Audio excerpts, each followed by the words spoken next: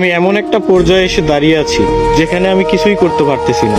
না পারতেছি পরিবারের মানুষের স্বপ্ন পূরণ করতে, না পারতেছি নিজের স্বপ্নগুলো পূরণ করতে।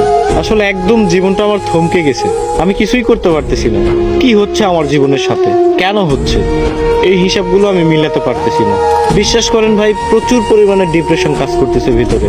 আমি অনেক ডিপ্রেশনের মধ্যে আছি। আমার জীবনের সাথে কেন এগুলো হচ্ছে আমি নিজেও জানি না। তবে একটা জিনিস কি, কোনো কিছুর হিসাব আমি মিলাতে পারতেছি না। একটা সময় ডিপ্রেশন কি জিনিস জানতাম না, এখন জানতেছি। তবে একটা কথা মাথায় রাখবেন, ডিপ্রেশন বিভিন্ন ধরনের হয়।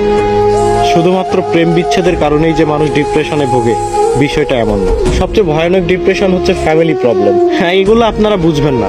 যারা মধ্যবিত্ত পরিবারের, একমাত্র তারাই বুঝবে। ডিপ্রেশন অনেক কঠিন একটা জিনিস। এখান থেকে সহজে কেউ বের হতে পারে না, কেউ ডিপ্রেশন কাটিয়ে উঠতে পারে না। তবে আলহামদুলিল্লাহ, ধৈর্য ধরে আছি, ভালো কোনো একদিন আসবে।